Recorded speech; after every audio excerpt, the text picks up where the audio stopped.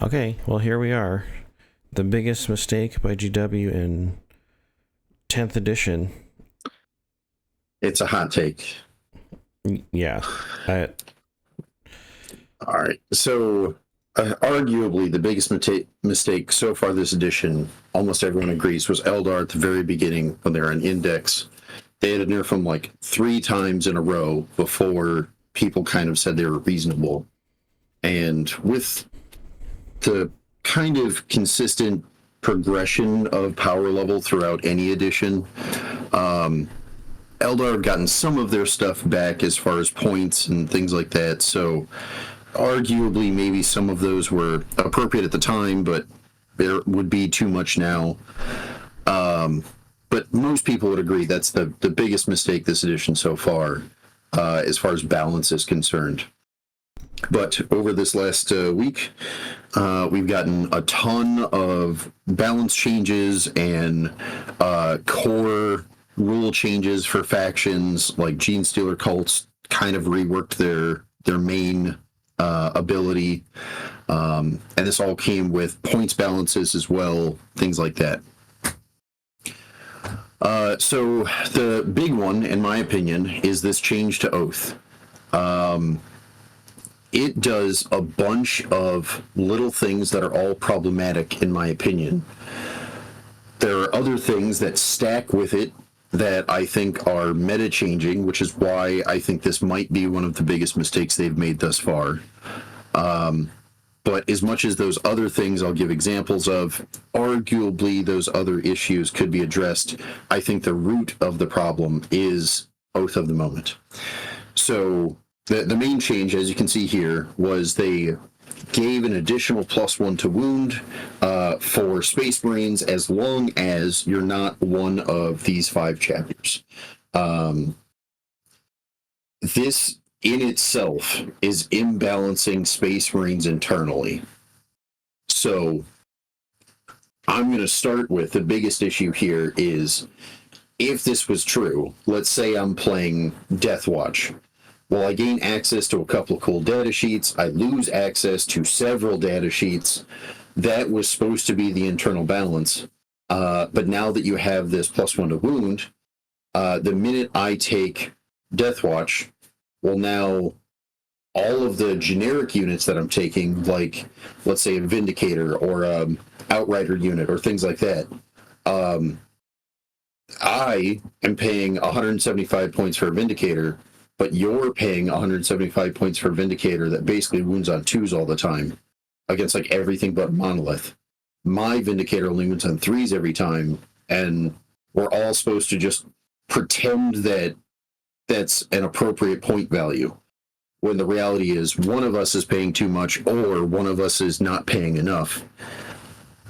And the fact that, again, if you play a list where I'm playing Space Wolves and it turns out I took exactly one named character, one data sheet that is Space Wolves, and the entire rest of my 2,000 points is generic, all of a sudden I lose out on a giant benefit that because I took one character, and there's no chance that that one character is going to make up for this ability unless they're absolutely nonsensical, which we didn't see any of the, or we didn't see hardly any of these sub-factions getting a change in their points downward in order to make up for the fact that they're not getting this.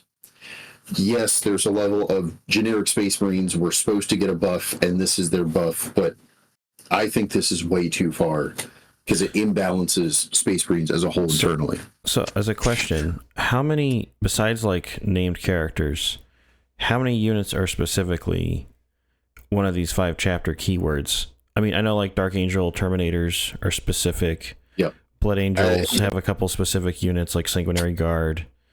But like, how many are there? It depends on the faction. Yeah, it varies a little bit, right? Because like in Deathwatch, there's like 6 units right now that are special to Deathwatch. Black Templar technically have like 6 to 8, but several of them are basically a generic data sheet, except for they gave it an extra war gear option. for like one extra gun. Yeah. So realistically, Black Templars are like 3. Space Wolves have a ton, but so many of those are actually like kind of untakeable units because you can basically purchase like an extra sergeant to put in various types of units. You have a bunch of characters that are named, but it turns out like half of those named characters are just objectively worse than like even the generic version as far as their abilities are concerned. So like it varies quite a bit. And there are a fair number of data sheets, but competitively, which this is supposed to be, right? Because it involves the point balance and things like that for tournaments. Competitively, this is very unbalanced. I'll move on slightly to give an example.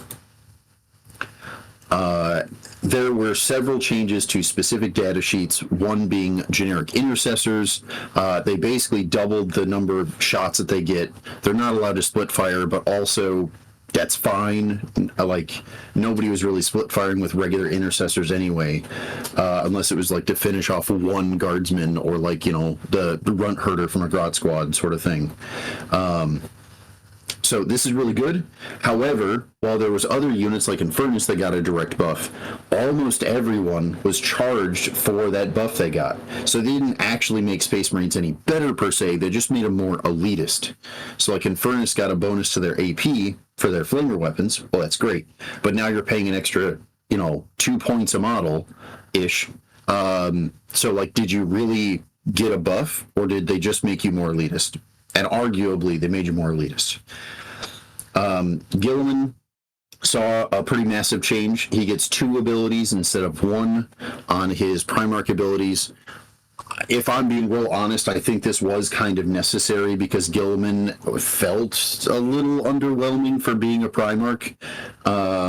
Because like of his 3 abilities that he could choose from, 1 was an auto take, which was basically double oath until like turn 4 when there was hardly any units left, and then he might choose one of the others, but there was like the 3rd one was basically untakeable. So I think this was the right choice to do. However, and he got upped in points because again, with the exception of intercessors, which saw no points change despite getting a buff, which is pretty impressive. Everyone who did get a buff basically got charged for it. There was some debuffing to units. Deep Strike is now 6 inches instead of 3 with the special abilities. And because of that, the Space Marine Inceptors got reduced in points because they got a pretty hard nerf. That's reasonable. But the real issue that I have and why I say I think this is a mistake, I was worried about this to begin with as far as internal balance, and then we went and did a tournament down in Springfield and we saw some people playing stuff and it was wildly different, what you could do with the new +1 to wound and Guilliman compared to other Space Marines doing just +1 to wound. There was a Blood Angels player there, so obviously they didn't get the new oath. They did okay. There was a Salamanders player who got the +1 to wound, but they did okay. I think they could have definitely done better. It was like a weird shared event that had special rules, so it's not exactly a thing where I'm going to say like, oh, I can say exactly what's going to happen in the meta off this event.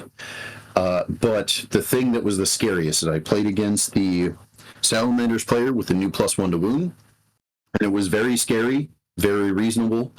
And I played against an Ultramarine player, and it turns out the Ultramarine player having double oath, which basically means they got double +1 to wound, became a wildly different game. It was a 1,500 point tournament, and against the Salamanders player, I ended up winning. It was a good game, no complaints. It was 40k, right? Against the Ultramarines list, there was a crazy difference. I was basically tabled on close to, like, I wasn't actually tabled until the end of the game, but I was basically tabled turn 2 almost like became really tabled kind of turn 3. They left a couple of units around, but the amount of damage output that the Ultramarines player with the same 1,500 points had because of Guilliman compared to the damage output of the Salamanders player, they were both shooting oriented with a couple of melee units. They were both like basically doing a very similar play style as far as how defensive were they early, how aggressive were they later, and it was night and day different. I mean, I have so many examples because I like got to play against this, but I don't want it to sound like, oh, I lost and like this is why I think it's crazy, because there was plenty of other people there that, you know, everyone who played against Ultramarines player was like basically tabled or close to by the end of the game. There was no chance that they got to live, and everyone, even the people who weren't playing against the Ultramarine guy, were still able to kind of see what was happening. And there's several units that really take advantage of this, like Hellblasters. The fact that they can get +1 to wound on a strength 8 gun with good AP and good damage, and just they feel super efficient all of a sudden. Combined with if you do the like Anvil Siege Force detachment, even if you're playing against someone like Custodes, where they have that -1 to wound, you're so easily able to get an extra +1 to wound by like standing still with the Hellblasters. So it's just it's kind of crazy. Basically, there's a whole lot of Hellblasters that wound on 4s and 5s against almost any target. It's really hard not to wound well with a good AP, good damage gun on a relatively cheap unit. There's still some variability in there, and maybe they shoot twice, maybe they don't, sort of thing. But yeah, so I have a question with that in general. Yes. So to me, this was a question at the beginning of the edition too with Oath, but with Oath at the moment, isn't it? I feel like the balancing factor of the idea is that you're picking a unit and your whole army gets to, like, some kind of buff against it. It's changed a little bit a couple times, but that's generally the idea. I feel like that's really good the more elitist the thing you're facing is. That is definitely true. So if they're doing MSU and they got cheap bodies like Genestealer Cult or Orcs or something, I feel like it's less valuable. Now there are, I don't know if it's still true, but when you can like auto switch to a second Oath target when the first one dies, or have 2 Oath targets, that was kind of like what I saw as a balancing factor getting taken away, making it way too good. But is that still the case, even though this is more powerful now? So the short answer is you're right. That everything you said is right. There is this idea of, but there's this one scary thing. It's the problem. I'm going to get a bonus against it so that I can make sure that I deal with it in order to stick in the game and kind of, get some advantage, that sort of thing.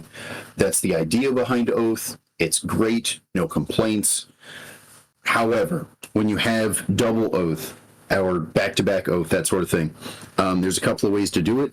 Guilliman being the obvious one, because he's also a Primarch, so he's like an all-around really good model. But there's like a Relic and some detachments and stuff. It makes it way harder to have this argument of kind of fairness when you have double Oath, especially for when the Oath became so powerful with this +1 to wound. Because basically, between turn 1 and turn 2, if you're able to play reasonably defensive, that's basically 4 guaranteed units that are pick the 4 scariest units against your army, solve the problem, and then you just get to run away with the rest of the game. Right. Yeah, I could see that. The biggest counterpoint to, but MSU is a way to stop this from being so useful. While that's totally fair, the current game as we know it competitively doesn't really encourage MSU. They encourage you to have a couple of cheap minimum units in order to do some actions or things like that. But The game right now is pretty character heavy for most factions. It's very elitist for certain factions as far as like monsters and scary like Satan, etc. There's a ton of factions, to include Space Marines themselves, where stacking multiple characters is the only way to like keep up competitively. Necrons is super that way if you're not spamming Satan. So there's a whole bunch of, the game is encouraging you to be more and more elitist. And as they keep, again, Space Marines in this update itself, as they keep giving you buffs to make your models better, but then making you cost more because of those buffs, they're actively encouraging you to be elitist, making this idea of double oath with +1 to wound even more effective against more factions because they're discouraging the MSU. Yeah, no, I see that. It's interesting. Long story short, I definitely think this +1 to wound is going to be a problem. I want to, I just, kind of bitched about Guilliman and Ultramarines being crazy, and I think Ultramarines are going to be like the #1 take for Marines for until this is changed. Like, I don't actually know why I would play much of anything else when it comes to Marines. He's so crazy better than every other version of Marines right now. Well, maybe this is Hellblaster's time in the sun. Sure. And I don't necessarily have a problem with this +1 to wound if it was for the purpose of making certain units like Hellblasters better, but it's really hard to make that argument when you counterpoint it with, well, the +1 to wound only applies to certain chapters, so even if it was for Hellblasters, it only applies to Hellblasters when they're also not taking, like, Space Wolf's melee support, or right. They're not also taking, Dark Angels like bikes or something. I agree. As much as I am worried about what's about to happen with the Ultramarines basically becoming way too big of a pie of the meta, as far as like number of players, I still think the source problem isn't necessarily Guilliman. It isn't necessarily Ultramarines. I think the source problem is the +1 to wound only applying to some people.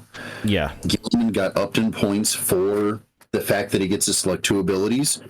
He went up 60 points. That sounds like a lot. I think it's pretty reasonable because of like how powerful the Primarch abilities are. However, I realistically think they upped him in points based upon his data sheet changing. I don't think they updated his points any higher based upon the fact that he's giving out double oath to his whole army.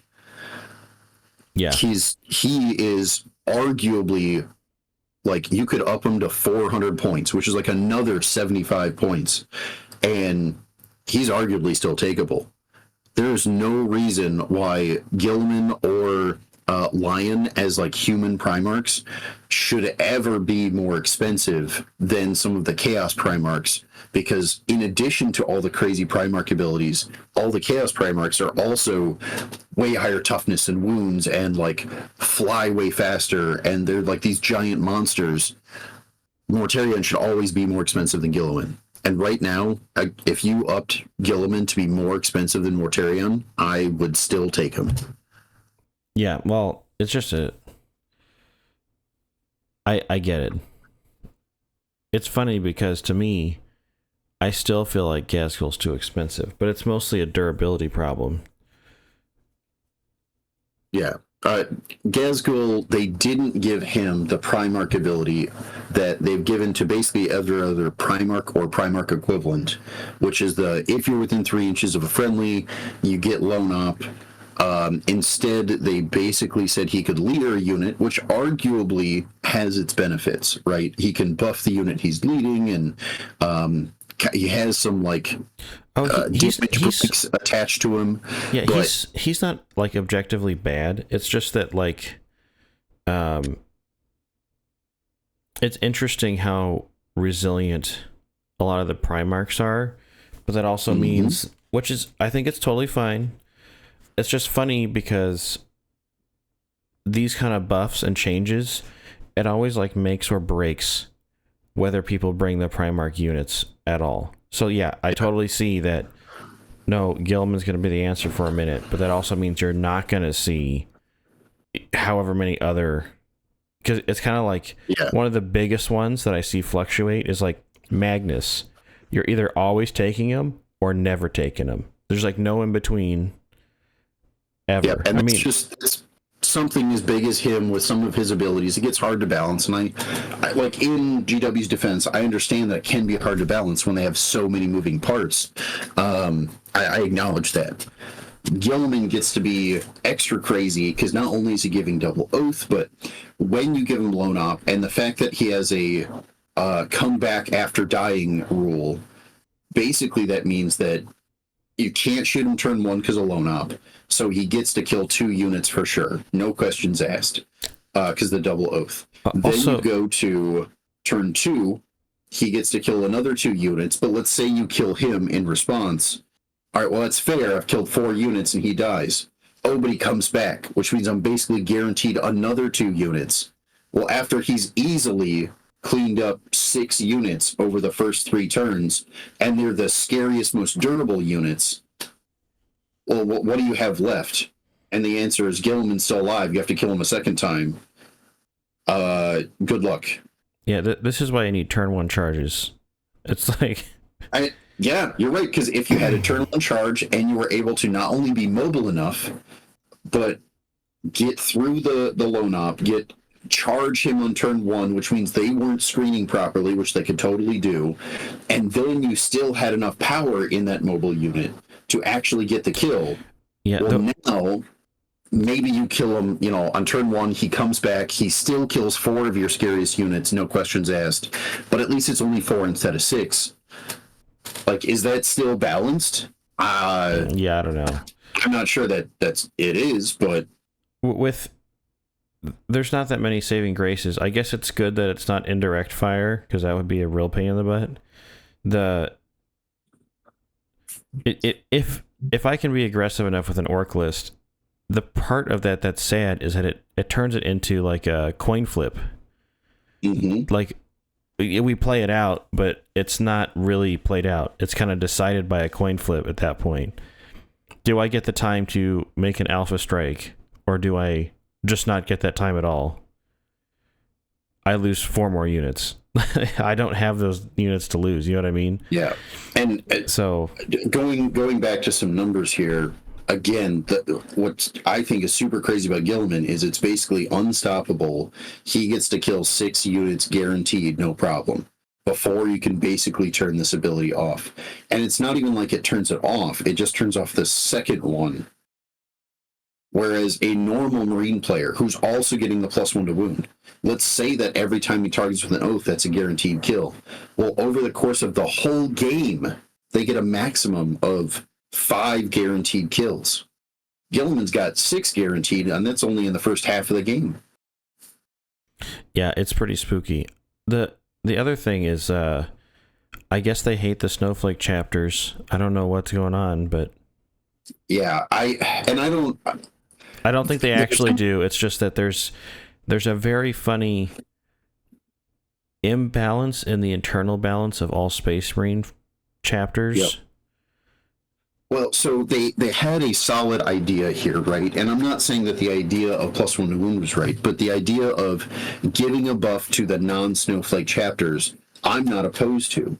And there's a bunch of ideas that, like, at the shop we talked about were possibilities. Maybe they'll do this, maybe they'll do that. And there's several good ones that were floated around. However, the idea of, like, Blood Angels has access to the entire Space Marine Codex, except for named characters. They have their own named characters, and then have additional data sheets on top of that. Well, okay, totally fair. That to understand why so many Blood Angels players were saying, they were showing up in bigger numbers. GW was worried about, why are people playing this sub faction so much more than all the other sub factions? And the reality is, most of the Space Marine chapters had access to like 2 named characters, if that, and they were supposed to be like the same as these Snowflake chapters that got 12 additional data sheets. I totally get the idea of trying to balance them by giving them a buff that the Snowflakes don't get. However, The problem is when you do that, you have to be very careful about what that buff is, because the Snowflake chapters are still pulling from mostly the same data sheets. So if you give a buff to the data sheet that they're both pulling from, how do you point values say that that's appropriate? Because again, I could play Blood Angels and take a bunch of jump pack intercessors and basically not take any or next to none of the data sheets that Gilman doesn't have access to. But I take Gilman, I could take a very similar list, not that you would, but I could take a very similar list just with Gilman instead of the Mephiston or whatever. And all of a sudden there's like the generic data sheets I paid for should not be worth the same number of points by a lot. Yeah, no, I totally get it. Because intercessors, or let's say jump pack intercessors, as an example that you might take in a Blood Angels list, they're still super valid in a non-Snowflake Gilliman list that's otherwise unchanged. Because +1 to wound is such a big deal. You're throwing enough attacks, you know what I mean?